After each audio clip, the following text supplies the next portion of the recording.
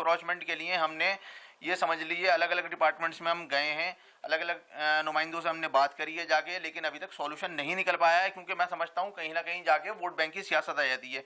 अच्छा, एमसीडी के थ्रू ये ड्राइव चलाया जाता है, तो एमसीडी में भी ये है कि एक दिन एमसीडी वाले आते हैं, सामान वामान उठा के ले जाते हैं, मार्केट में जो है भगदड़ मच जाती है, सब इधर उधर हो जाते हैं, लेकिन जब वो जाते हैं उसके बाद फिर वही अपना बाजार लगना शुरू हो जाता है। तो परमानेंट सॉल्यूशन जो है निकलना चाहिए। ये बहुत शर्म की बात है कि हमारा ओखला यहाँ पर, मैं समझता हूँ कि सबसे बड़ी तादाद में पढ़ा लिखा मुसलमान रहता है पूरे इंडिया के अंदर, इतनी बड़ी तादाद में और कोई कॉलोनी नहीं है, और ये तो मिसाली एरिया होना चाहिए था। और यहाँ पर इस तरह के इश्यूज़ हैं कि बताइए एक भी पब्लिक टॉयलेट नहीं है मार्केट के अंदर, तो ये हमारे लिए शर्म की बात है। मैंने एमएलए साहब के पास भी ये प्रस्ताव रखा था, तो एमएलए साहब ने बोला मुझसे कि आप एनओसी ले लीजिए और ये बनवा लेंगे। फिर उन्होंने ये बात बोली तो एनओसी मिली। फिर अब मैं बताना चाह रहा हूँ आपको आगे हुआ क्या, कि हम गए, हमने सेकंड मीटिंग करी कि सर लोग एग्री हैं और अरेंजमेंट हो जाएगा, आप एक काम कीजिए एनओसी दे दीजिए। उन्होंने कहा मैं प्रॉपर इंस्पेक्शन कराता हूँ यहाँ का।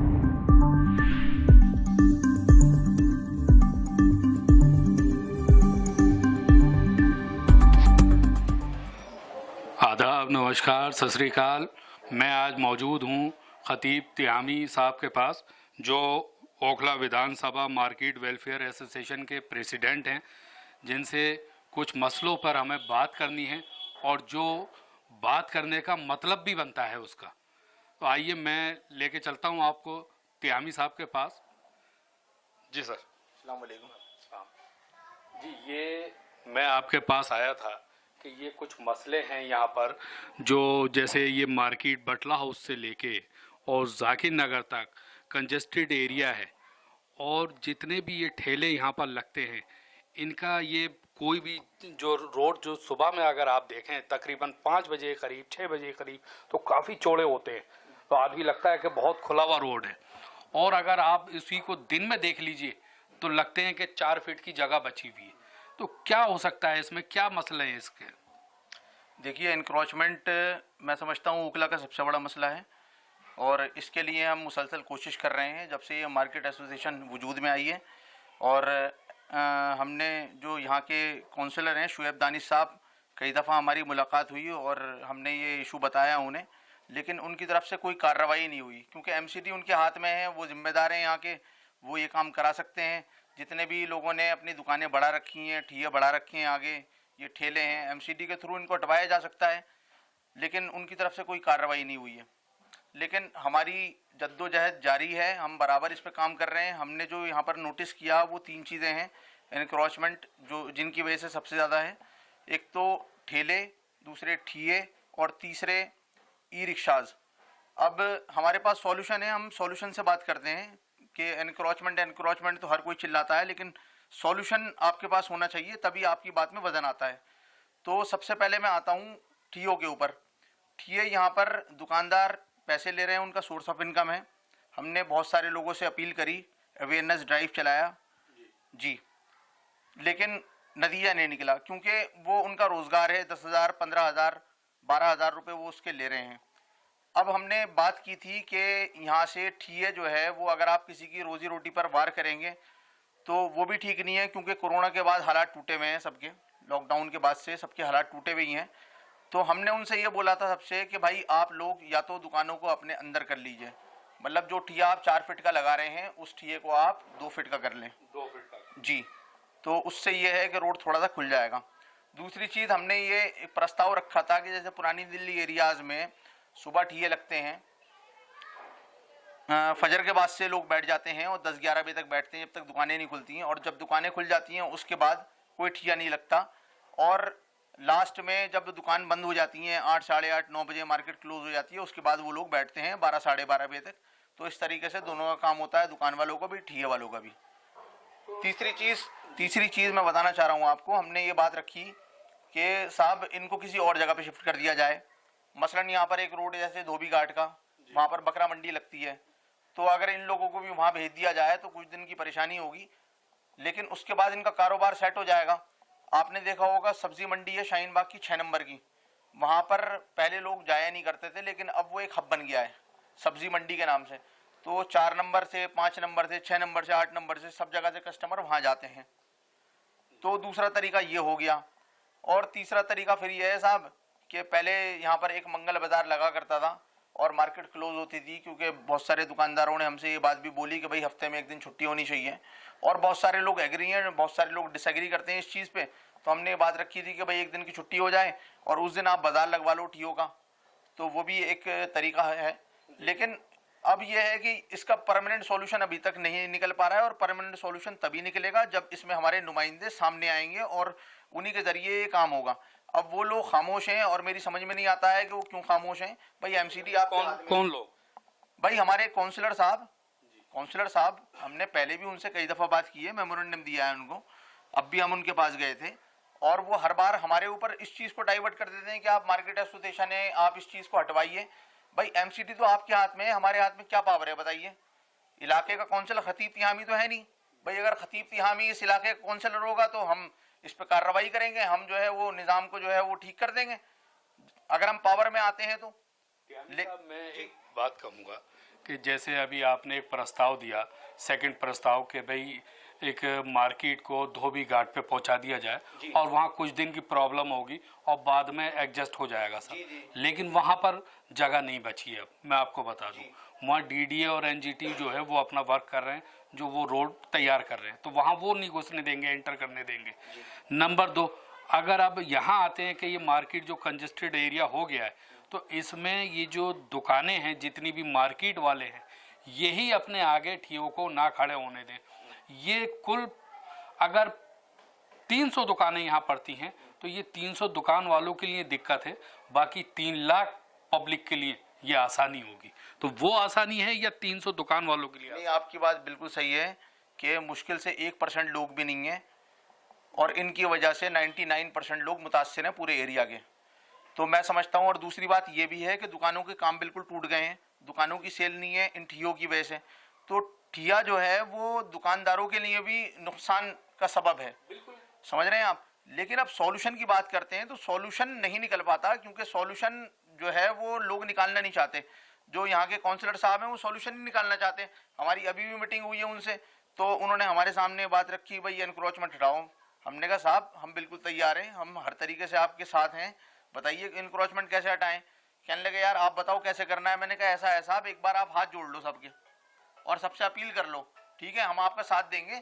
आप सब लोगों से अपील ये करो कि आपके अगर 3 फीट का ठिया है तो आप उसको 1.5 फीट का कर लो, या भैया मत लगाओ उसको ठिये को। यार तुम्हारी दुकान का भी नुकसान है, तुम्हारी दुकान का एक तो डिस्प्ले छुप गया है, और दूसरी बात यह है कि कस्टमर की जो बाइक होगी वो ठिये, जब आप ठिया लगवा दोगे कस्टमर अपनी दुकान के आगे, तो कस्टमर बाइक कहाँ खड़ी करेगा? ठिये वाले की बाइक खड़ी होगी, आपकी बाइक खड़ी होगी। तो इसमें दुकानदार बहुत सारे तो ऐसे हैं जो बेचारे कन्विंस हो जाएंगे, लेकिन अब वो अभी तक ड्राइव नहीं चलाया गया।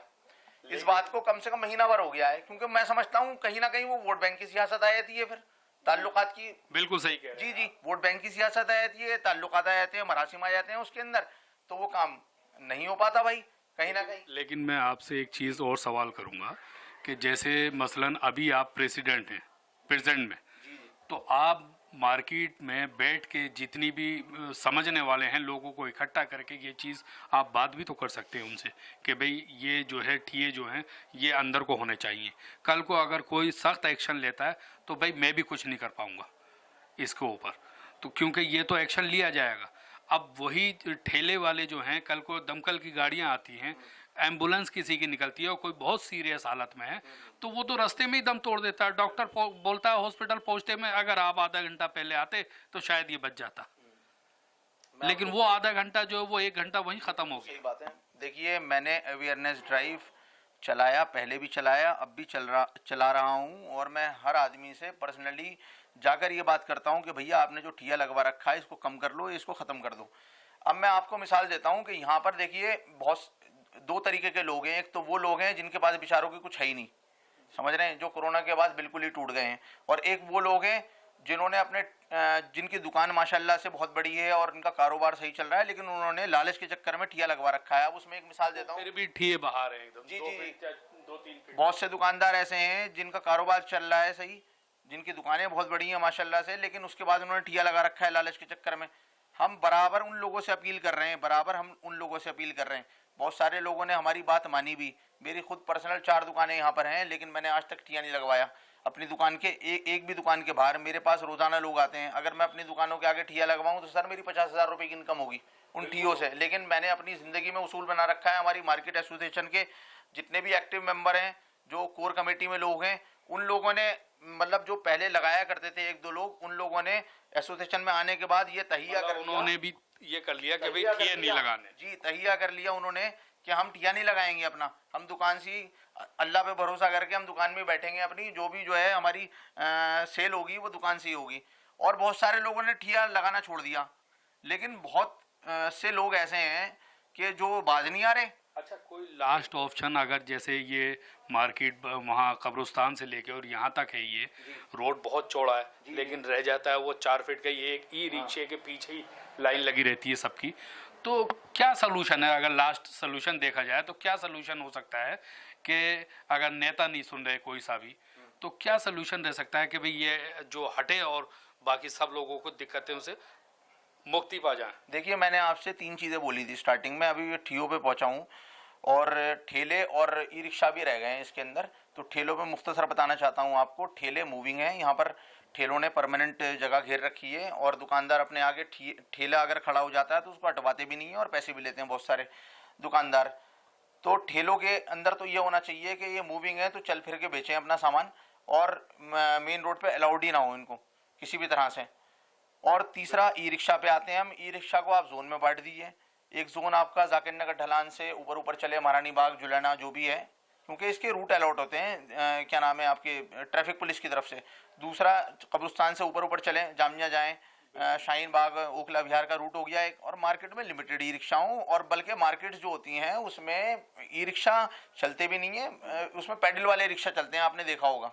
मतलब ये है कि गवर्नमेंट की तरफ से ये किया जाए कि कुछ रिक्शों को लाइसेंस दे दिया जाए, बाकायदा लिखत में दे दिया जाए कि ये इतने 50 रिक्शे अंदर चलेंगे, जो अभी 5,000 चल रहे हैं कि अभी 100 रिक्शे अंदर चलेंगे, उसके अलावा सारे बाहर चलेंगे, उनका रूट बांट दिया जाए, कोडिंग कर दी जाए उनकी। हम भी साथ में हैं उनके, और ये ड्राइव हमने चलाया भी था पहले, इसमें बहुत फ़ायदा पहुंचा था। कुछ लोग जो थे उन्होंने ऑब्जेक्शन उठाया था, लेकिन हमने क्या किया था उसके अंदर, कोई गर्भवती महिला है उसको हमने छूट दे दी थी, कोई बेचारा बुजुर्ग है उसको छूट दे दी थी कि भाई आप अंदर चले जाओ लेकिन गलियों के रास्ते से जाओ, मेन रोड से मत जाओ। तो ऐसा नहीं है कि भाई सॉल्यूशन निकल सकता है, बट सॉल्यूशन जो है लोग निकालना नहीं चाहते हैं। यहाँ पर हमारी मुसलसल जद्दोजहद चल रही है जब से मार्केट एसोसिएशन हमने बनाई है। इसके अंदर एनक्रोचमेंट के लिए हमने ये समझ लीजिए अलग अलग डिपार्टमेंट्स में हम गए हैं, अलग अलग नुमाइंदों से हमने बात करी है जाके, लेकिन अभी तक सॉल्यूशन नहीं निकल पाया है, क्योंकि मैं समझता हूँ कहीं ना कहीं जाके वोट बैंक की सियासत आ जाती है। अच्छा, एमसीडी के थ्रू ये ड्राइव चलाया जाता है, तो एमसीडी में भी ये है कि एक दिन एमसीडी वाले आते हैं, सामान वामान उठा के ले जाते हैं, मार्केट में जो है भगदड़ मच जाती है, सब इधर उधर हो जाते हैं, लेकिन जब वो जाते हैं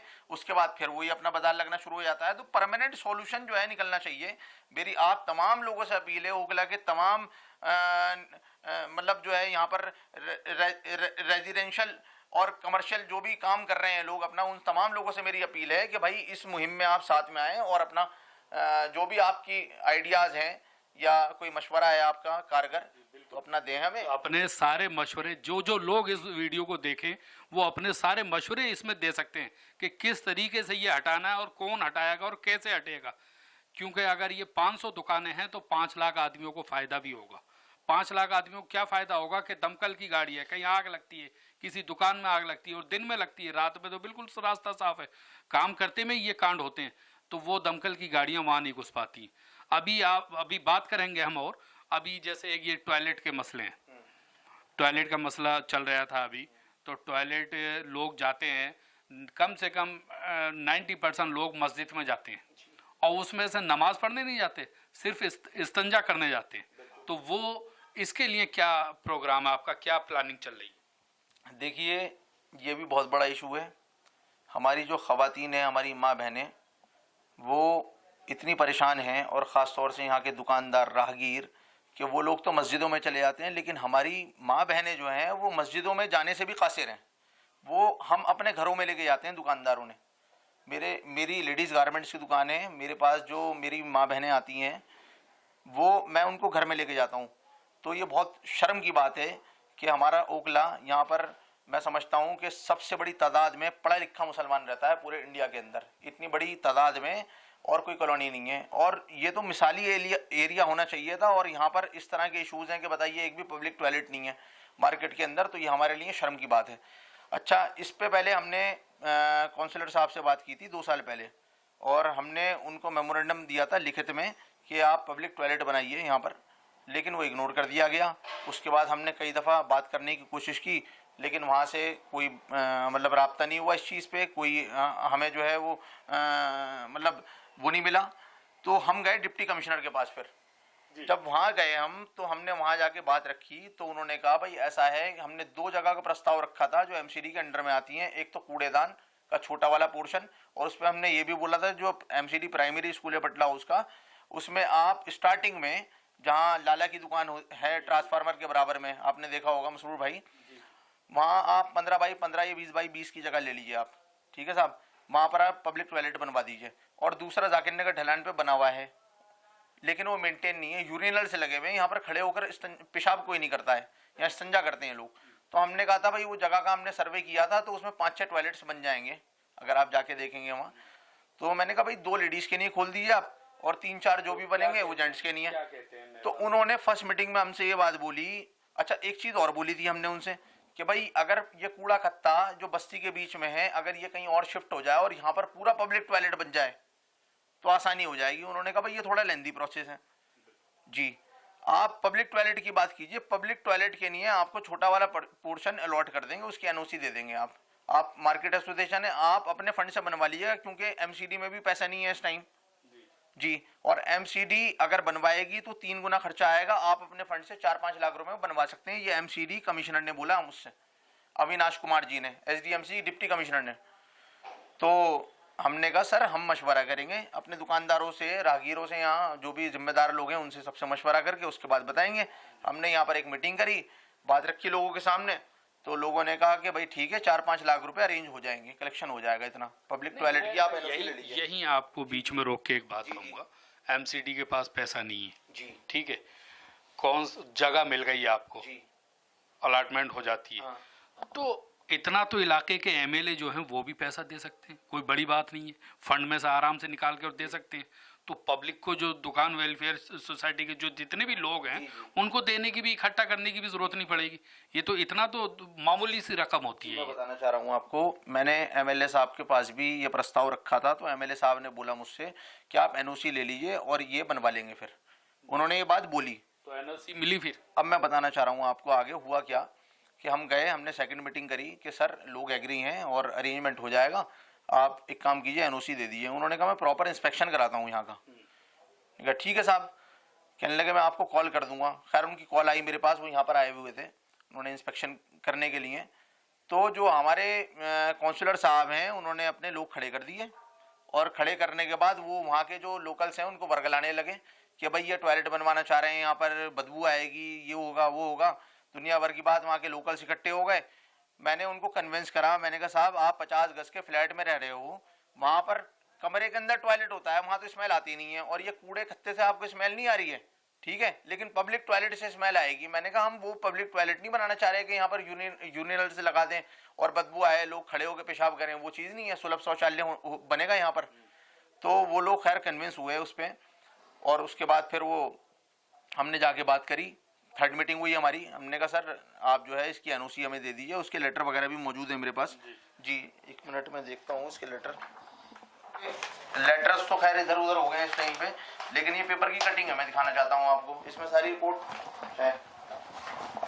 ये देखिए जी, ये एसडीएमसी कमिश्नर है।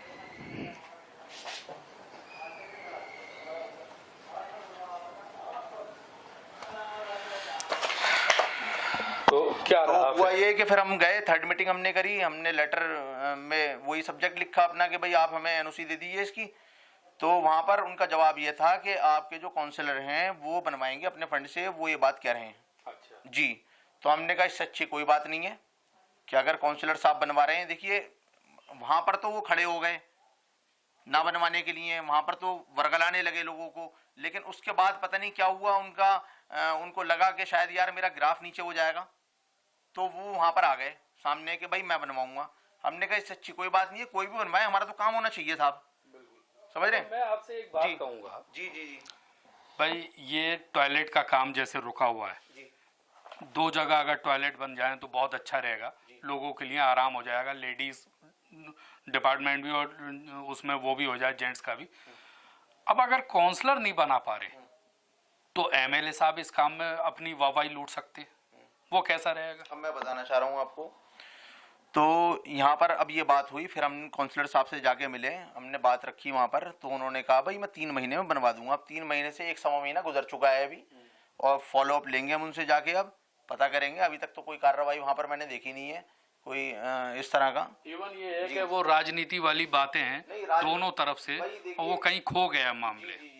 राजनीति चल रही है, मुझे ऐसा लग रहा है, क्योंकि 1 सवा महीने में कुछ इस तरह का कंस्ट्रक्शन वगैरह शुरू तो हो जाना चाहिए था, मुझे लगता है। अभी तक तो आप जाके देखेंगे, आप खुद मसरूर भाई आप चेक कर लीजिएगा, वहां पर कोई भी कंस्ट्रक्शन वगैरह का काम शुरू नहीं हुआ है।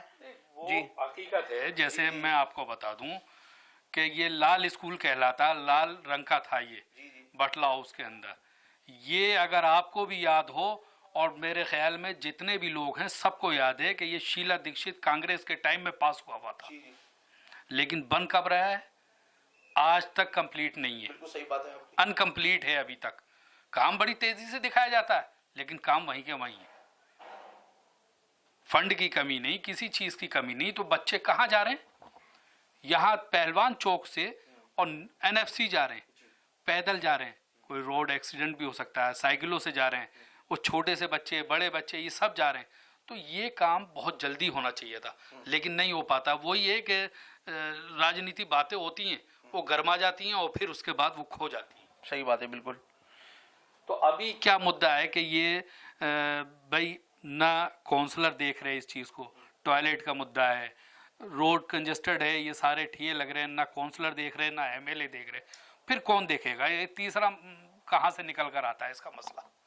अगर ये दोनों नहीं देखते तो तीसरा कहाँ से आता है? भाई देखिए, जिम्मेदारी तो लेनी पड़ेगी। आप ओहदे पे फाइज हैं, समझ रहे हैं, इलेक्शन जीत कर आए हैं, या तो आप रिजाइन कर दिए, भाई हम आपसे सवाल नहीं करेंगे, बिल्कुल बेशक, समझ रहे हैं, आप बरी जिम्मा हो जाएंगे। और अगर आप ओहदे पर हैं तो सवाल तो आपसे ही बनता है, सवाल तो आपसे ही करेंगे हम। जहां तक तिवारी साहब, मैं जहां तक ये समझता हूं कि अगर 300, 400 या 500 वहां से लेके और इस जाकिर नगर के एंड तक अगर 500 भी मार्केट हैं, दुकानें हैं, तो मेरे ख्याल में अगर उनके ठिये ना लगें, आगे ना लगवाएं, रोड क्लियर हो जाए, टॉयलेट का भी हल हो जाए, तो लोग नाराज जरूर होंगे, लेकिन कितने नाराज होंगे? 500।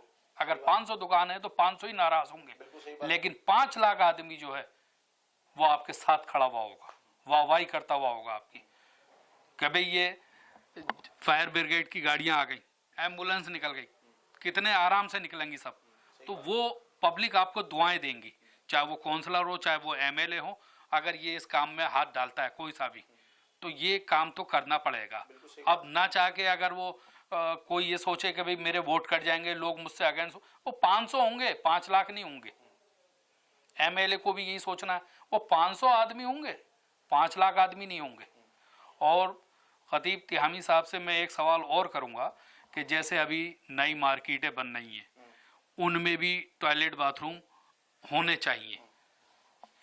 नई मार्केट्स में तो बना हुआ है, टॉयलेट बाथरूम बन रहे हैं, और जैसे प्रसाद कॉम्प्लेक्स है वहाँ पर टॉयलेट है, बट प्रॉब्लम ये आ रही है कि जो टॉयलेट के बराबर में दुकान है, तो टॉयलेट जैसे ओपन होगा तो वहाँ पर लोग रिफाई हाजत के लिए जाएंगे, तो स्मेल वगैरह होती है, तो बराबर वाला बर्दाश्त नहीं कर पा रहा इस चीज़ को।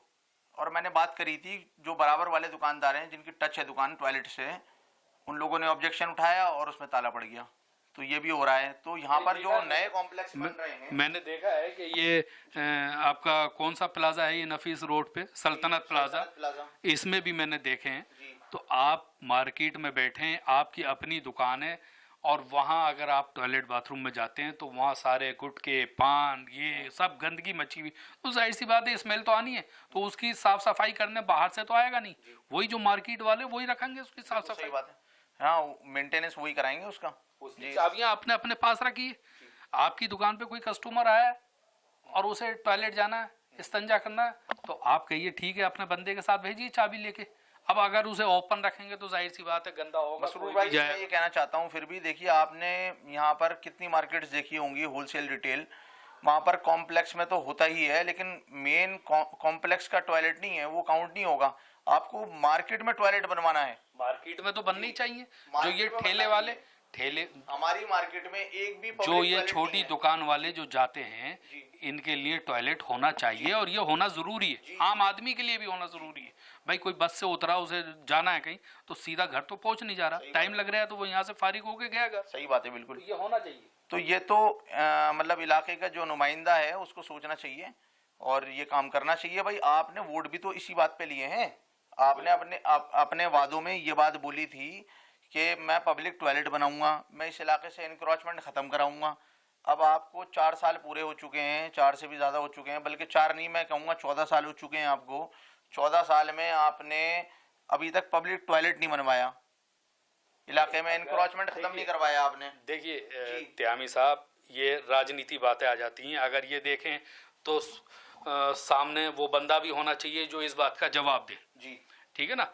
लेकिन मसला यहाँ ये आता है कि मैं ये कह रहा हूँ कि अगर काउंसलर नहीं बना पा रहा तो एमएलए साहब को अपने इलाके का ध्यान रखना चाहिए। तो एमएलए साहब पीछे क्यों हैं आज तक? वो एमएलए साहब कंजेस्टेड एरिया क्यों नहीं साफ?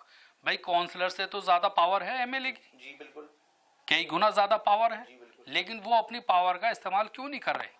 भाई ये कंजेस्टेड एरिया है, उसे उसको साफ कराना चाहिए। अगर टॉयलेट काउंसलर नहीं बना रहा तो वाहवाही उन्हें जीतनी चाहिए, एमएलए को बनवाना चाहिए। शाबाशी जो मिलेगी, वो पीठ ठोकने की शाबाशी वो एमएलए को मिलेगी, एमएलए ने बनवा। अगर काउंसलर नहीं बनवा रहा, जो बनवाएगा उसको शाबाशी मिलेगी। देखिए ऐसा है, मैं आपको दिखाना चाहता हूँ कि एमएलए साहब के पास भी हम गए थे और एमएलए साहब के कुछ काम हैं। जैसे एमएलए साहब के पास हम गए थे, ट्रांसफार्मर्स को लेके गए थे। मैं छोटी छोटी चीज़ों को नोट करता हूँ। अब ये लोग नुमाइंदे हमारे शायद यहाँ पर नहीं रहते या फिर घर में रहते हैं अपने, समझ में नहीं आता कि उन्हें इशूज़ का पता नहीं है यहाँ पर कि हैं रियल इशूज़ क्या हैं एक्चुअल में। देखिए ट्रांसफार्मर्स यहाँ पर रोड पे खड़े हुए थे। जी आपने देखा होगा, और वो कम से कम 10-12 फीट जगह घेर रहे थे। तो हमने एमएलए साहब को मेमोरेंडम दिया और बताया कि यहाँ पर आप जो ये ट्रांसफार्मर्स हैं उसको पीछे करवा दीजिए। और एक मॉडल मैंने और बताया, मैंने देखा जाफराबाद के अंदर, उसमें सेलमपुर में, चौहान बांगर में, वहां पर क्या है कि फाउंडेशन बना के ट्रांसफार्मर ऊपर रखवा रखा है उन्होंने। तो मैंने वो भी हवाला दिया कि आप इस तरीके से भी करा सकते हैं। तो इस पे इम्प्लीमेंट हुआ। और जो 3 ट्रांसफार्मर हैं, क्या नाम है आपकी, ये जो मस्जिद है बटला हाउस की, जो मस्जिद है जामा मस्जिद के सामने, और बटला हाउस चौक पे अजीम डेयरी और कब्रिस्तान, ये ट्रांसफार्मर पीछे हुए। जी, तो ये काम हुआ। और पब्लिक टॉयलेट के सिलसिले में मैं कहूँगा कि मैंने उनको भी मेमोरेंडम दिया है। और 2 जगह दिल्ली गवर्नमेंट के अंडर में आती हैं। एक तो ये चौपाल, जिसको अब पब्लिक लाइब्रेरी हम कहते हैं, जोगाबाई वाला ये, और इसका हमने विजिट भी कराया था मिस्टर अमानतुल्लाह खान को, और उन्होंने बोला था हमसे कि जल्द से जल्द बनवाएंगे। और दूसरा पंप हाउस अजीम डेयरी वाला, वहाँ पर भी हमने बोला था कि यहाँ पर अच्छी खासी जगह है और यहाँ पर आप बनवाइए। और तो उन्होंने इस बात को बोला कि भाई ये पंप हाउस तो खैर वैसी जगह है, थोड़ा इससे क्या नाम है लैंड यूज़ वगैरह चेंज करवाना पड़ेगा इसका, और मैं वक्फ बोर्ड का चेयरमैन हूँ तो मैं कब्रिस्तान में बनवा दूंगा टॉयलेट। तो भाई उसका भी इंतज़ार कर रहे हैं हम, वो टॉयलेट भी अभी तक नहीं बन पाया है। जी, आपसे बात करके बहुत अच्छा लगा। ये थे हमारे साथ खतीब त्यामी साहब, जो मार्केट वेलफेयर एसोसिएशन के ये यहाँ पर प्रेसिडेंट हैं। सॉरी। तो ये जो कंजेस्टेड एरिया हुआ है, टॉयलेट का मसला है, या यहाँ से गाड़ियाँ एम्बुलेंस पास नहीं हो पाती हैं, फायर ब्रिगेड पास नहीं हो पाती है, ये सब मुद्दों पे अभी हमने बात करी। लेकिन यहाँ जो है सियासत, वो हर जगह सियासत गरमाती है, गर्मी में सब कुछ बोलते हैं, लेकिन मसला ये आता है कि वो काम हो नहीं पाते। सालों साल लोग याद करते हैं कि देख कब होगा, उसको देखते रह जाते हैं, लेकिन इसका सलूशन अलग ही से निकलेगा। एमएलए साहब से मैं ख़ास तौर से कहना चाहूँगा कि अगर आप चाहें तो ये मार्केट जो कंजेस्टेड एरिया हो रहा है, ये ठीक है, ये सब आप हफ्ते 10 दिन में सब आप हटवा सकते हैं। आपसे आपके अगेंस्ट जाएंगे कुल कितने 500 लोग, लेकिन आपके सपोर्ट में आएंगे 5 लाख लोग। ये आपको देखना पड़ेगा, कदम तो उठाने पड़ेंगे। अगर आप कोई भी काउंसलर हो या नेता एमएलए हो, अगर ये सोचें कि भाई ये हमारे वोट कटेंगे या लोग हमारे अगेंस्ट हो जाएंगे, तो ये सोचना गलत है। अगर 5 हटेंगे तो 50 जुड़ेंगे आपसे। इसी के साथ मैं अहमद, कैमरा पर्सन अली के साथ ज़ियान न्यूज़ एक्सप्रेस।